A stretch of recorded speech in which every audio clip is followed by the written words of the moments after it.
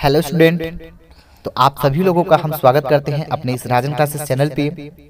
तो यदि आप हमारे इस चैनल पे नए हैं तो प्लीज़ चैनल को सब्सक्राइब कर लीजिए और साथ ही बेल आइकन को ज़रूर दबा लें ताकि आने वाली हर वीडियो की नोटिफिकेशन आपको हमेशा मिलती रहे। Hello, welcome student. तो आज के इस वीडियो में हम आप सभी लोगों का स्वागत करते हैं अपने इस राजन क्लासेस चैनल पे। तो आज की इस वीडियो में आपको पता होगा, जैसे कि आप लोग इस वीडियो में आए हैं तो आपको जरूर पता होगा कि हमें किस तरह कॉपी लिखनी चाहिए बोर्ड एग्जाम में, जिसमें हम गेन कर सके कम से कम 90%। तो देखिए, 90% लाने का मतलब ये नहीं होता कि सिर्फ कॉपी लिखने से ला देंगे। कुछ आपके पास नॉलेज भी होना बहुत जरूरी है। तो नॉलेज के साथ साथ कभी कभी ऐसा भी होता है, कुछ बच्चों के पास सब कुछ होने के बाद भी वो क्या होते हैं, नंबर कम पा जाते हैं। तो वो कारण कहीं ना कहीं होता है कि हम राइटिंग नहीं बना पाते हैं, या फिर कहीं कहीं ऐसा होता है कि हमको तरीका नहीं पता होता कि हम लिखे कैसे कि एग्जामिनर को अट्रैक्ट करें। तो आज हम इसी के बारे में इस वीडियो में बात करने वाले हैं। तो वीडियो के पूरा अंत तक बने रहिएगा। आज हम आपको किस तरह बोर्ड एग्जाम में कॉपी लिखते हैं उसके बारे में आपको बताएंगे। ठीक है, चलिए तो हम बिना देर के स्टार्ट करते हैं आज के इस वीडियो को। तो फटाफट वीडियो को शेयर कर दीजिए। तो आज हमारा टारगेट क्या है, बोर्ड परीक्षा में 90% लाने के लिए कॉपी कैसे लिखते हैं। ठीक है, तो ध्यान दीजिएगा, यहाँ पे कुछ बातें हम आपको बताएंगे जो आपको ध्यान सुनना होगा। ये कक्षा 10 का स्टूडेंट हो या कक्षा 12 का, ठीक है, ये चाहे दोनों क्लास में किसी एक का स्टूडेंट क्यों ना हो, क्योंकि बोर्ड एग्जाम देना है उनको। तो कहीं ना कहीं हम लोग कोई गलती करते हैं जो हमारा नंबर कटने को हो जाता है, तो ऐसा नहीं करना है। तो सबसे पहले आपको ये ध्यान में रखना होगा कि हमारे पास क्या क्या चीजें होनी चाहिए जिसकी हमें आवश्यकता पड़ने वाली है। तो सबसे पहली बात, आपके पास एक कुछ हो या ना हो लेकिन स्केल होना बहुत जरूरी है। आपके पास एक स्केल होना जरूरी है। तो स्केल से करना क्या है, स्केल से ना तो किसी को मारना है। तो ये स्केल जो है, इससे क्या करना है हम आपको बताते हैं। ठीक है, सपोज करिए हम हिंदी की कॉपी को लिखने जा रहे हैं। सपोज करिएगा एक क्वेश्चन लेते हैं जिसको हम लिखने की कोशिश करते हैं। ठीक है, जैसे अगर मान लेते हैं हमको एक टॉपिक दिया गया है। क्या दिया गया है, इसमें हमें करुड़ रस को परिभाषित करना। सपोज करिएगा एक एग्जाम्पल लेते हैं, करुड़ रस। करुड़ रस, ठीक है। तो देखिए, एग्जाम में करुड़ रस या हास्य रस को एक पूछा जाएगा, तो हम आपको एक छोटा सा एग्जाम्पल के माध्यम से हम इसको आपको समझाएंगे, और ऐसे आपका टॉपिक भी तैयार हो जाएगा ये वाला, और साथ ही साथ ये भी समझ में आ जाएगा कि हम कॉपी को कैसे लिखेंगे। तो ध्यान दीजिएगा, अगर हम करुड़ रस को लिखने जा रहे हैं, ठीक है भाई, तो सिंपल सी बात है, हम पहले लिखने का एक तरीका होता है हमारा, जो कि हम स्केल से बराबर बराबर हिस्से में क्या करेंगे, लाइन खींच देंगे। लाइन का मतलब, जैसे अगर बात बोले हमें खूब, तो इसको इतना इधर खींच, देखिए बराबर, कहीं ज्यादा कम नहीं होना चाहिए, मतलब कि इधर से इतना ये लाइन कर दिए, दिख रहा है आपको। और उतना ही, देखिए बोर्ड एग्जाम में आपको ऐसा कॉपी नहीं मिलेगा, लेकिन वो जो होगा उसको आप साइड साइड से जरूर क्या करेंगे, एक बार उसको सही कर लेंगे। तो ध्यान दीजिए, हम आपको बताते हैं। और इतना ये हो गया, और साथ ही साथ इतना इधर से भी आपको क्या करना होगा, लाइनिंग करना होगा। अब ये लाइनिंग होने के बाद ये कॉपी आपकी बहुत अट्रैक्टिव लगेगी, और आप जो भी लिखेंगे सीधा एग्जामिनर को इफेक्टेड करेगा, मतलब एग्जामिनर को सीधा इफेक्ट पड़ेगा। और जो हेडिंग डालते हैं आप, ये तो हमने लिया है, इसको हेडिंग को आप क्या करेंगे, इसको डबल अंडरलाइन करेंगे। तो जब डबल अंडरलाइन करेंगे तो ये और भी अच्छा दिखेगा, जिससे क्या होगा, एग्जामिनर का ध्यान आपके टॉपिक पे सीधा पड़ेगा। अब ध्यान दीजिएगा, लिखेंगे कैसे। सबसे पहले तो ये बता दीजिए हमको कि करुड़ रस होता क्या है, और इसके एग्जाम्पल भी लिखना पड़ेगा हमें ना। तो बिल्कुल ध्यान समझिएगा, इसी के अंदर लिखना है, ना तो इसके बाहर जाना है, ना तो इसके इधर जाना है। समझ में आ रही बात। इसके अंदर अगर आप एक अच्छे और सुंदर राइटिंग में लिखते हैं तो इस बात की हम गारंटी देते हैं, आपकी कभी कोई भी नंबर नहीं कटेगा, चाहे किसी सब्जेक्ट का क्यों ना हो। ठीक है, तो चलिए करुड़ रस का अगर हमने लिया है तो क्या करेंगे, इसका पहले हम लिखेंगे। तो करुड़ रस क्या होता है, करुड़ रस का हम परिभाषा दे देते हैं। करुड़ रस का अस्थाई भाव शोक होता है। सपोज करिए, लिखने का देखिए तरीका, राइटिंग भी आप सीखिए, क्योंकि राइटिंग देखिए कभी कभी ऐसा होता है कि कुछ लोग राइटिंग बनाने के चक्कर में स्लो लिखने लगते हैं। तो स्लो लिखने के साथ साथ उनका क्या होता है, क्वेश्चन छूट जाता है बोर्ड एग्जाम में। तो ऐसा बिल्कुल नहीं करना है। ठीक है, इसके लिए आपकी प्रैक्टिस पहले से होनी चाहिए।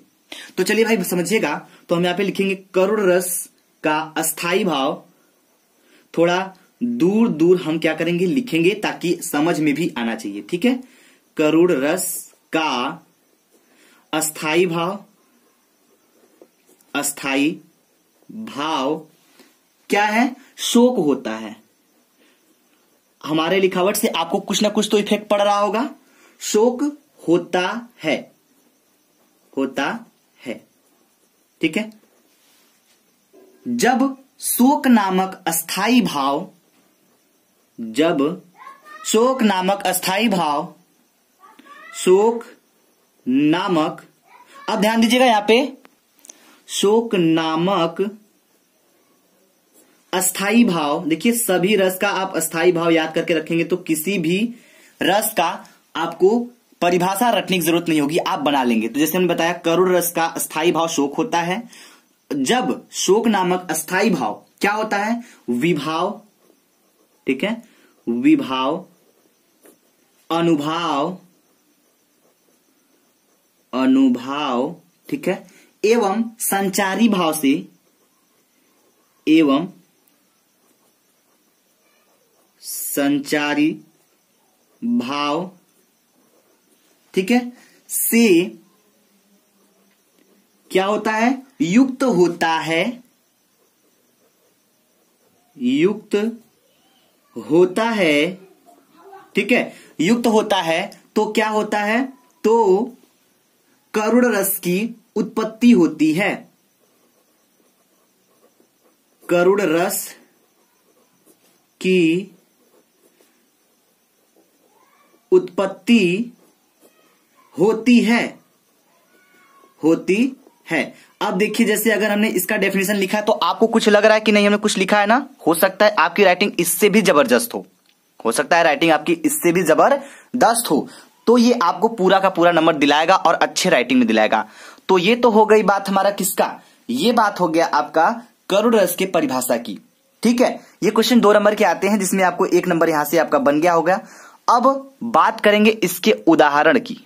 ठीक है, तो यहां पे हम डालेंगे उदाहरण का हेडिंग। देखिए आपके पास 2 पेन होना बहुत अनिवार्य है। जैसे अगर हम बात करें एक ब्लैक पेन और एक ब्लू पेन, ब्लैक पेन क्या होता है, हेडिंग डालने के लिए बहुत ही अच्छा होता है और ब्लू पेन आप उसका आंसर देने में बहुत हेल्पफुल माना जाता है। तो आपके पास 2 पेन होना बहुत जरूरी है।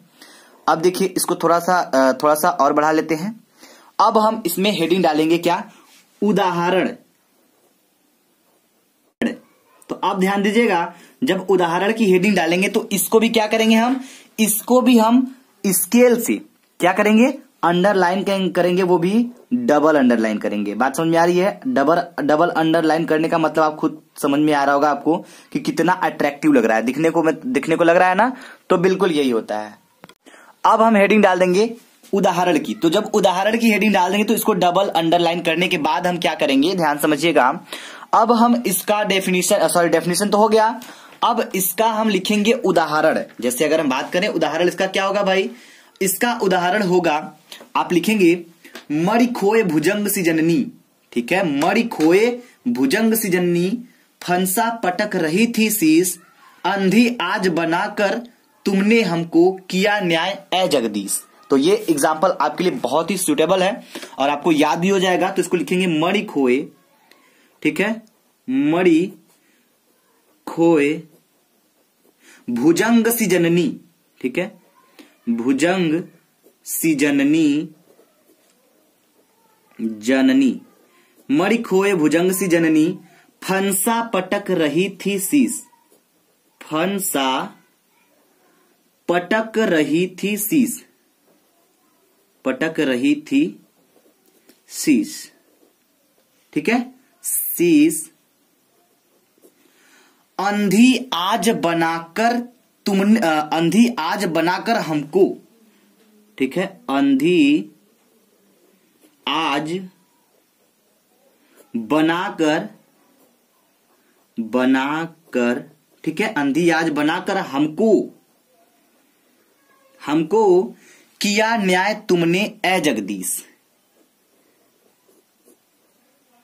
किया न्याय तुमने ए जगदीश, ठीक है, ए जगदीश। देखिए कभी कभी आपका मन करता है तो आप स्पष्टीकरण भी लिख सकते हैं। स्पष्टीकरण में क्या लिखते हैं हम आपको बता देते हैं।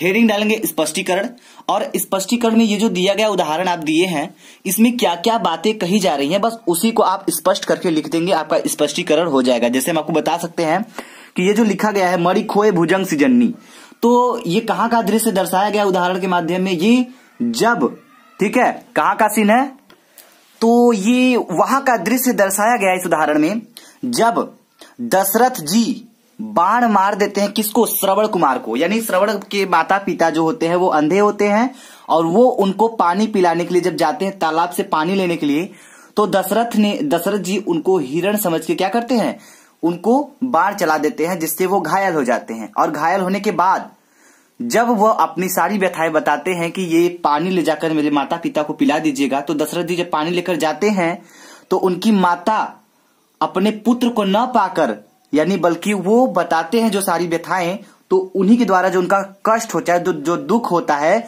वो इन्हीं शब्दों से व्यक्त किया जा रहा है। इससे बेहतरीन एग्जाम्पल आपके लिए कोई हो ही नहीं सकता, क्योंकि ये बहुत ही सटीक और सुटेबल है आपके लिए उदाहरण।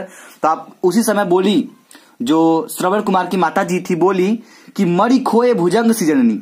जिस प्रकार मणि के खो जाने से, भुजंग यानी सांप, ठीक है, यानी जिस प्रकार मणि के खो जाने से सांप अपना फन पटकता रहता है, ठीक है, पटक रही थी शीश, ठीक है, अंधी आज बनाकर तुमने, यानी वो ईश्वर से कह रहे हैं कि हे ईश्वर, आज आप हमें अंधी बनाकर क्या किया है, एक न्याय किया, ठीक है। यानी अगर हम अंधे नहीं होते तो क्या होते भाई, जल को पी लेते और मेरा पुत्र क्या होता, मेरे सामने होता। यानी कहने का यही तात्पर्य है कि जिस प्रकार मणि के खो जाने से यानी कि जो सांप होता है अपने फन को पटकने लगता है, उसी प्रकार श्रवण की माता जी उसके नहीं होने पर, उसके बाण लग जाने पर क्या होती है भाई, बहुत ही दुख प्रकट करती हैं, और उसी के लिए एग्जाम्पल बोला गया है। चलिए, उम्मीद करेंगे आपको ये स्पष्टीकरण भी समझ में आया होगा। तो ये मेरा मकसद था सिर्फ आपको ये समझाने का कि आप बोर्ड परीक्षा में कॉपी को कैसे लिखेंगे, ये मेरा एक टॉपिक था, ठीक है। अगर आपको इस टॉपिक पे वीडियो और चाहिए तो हमें कमेंट बॉक्स में बताइएगा। फिलहाल हमने एक तरीका आपको बताया कि इस तरह से आप लिखेंगे, और जितने भी क्वेश्चन लिखेंगे आपको तरीका यही अपनाना होगा, तब जाके आप बहुत ही अच्छा स्कोर कर पाएंगे, और साथ ही साथ आपकी राइटिंग तो बेस्ट होनी ही चाहिए। Thank you very much. जय हिंद, जय भारत।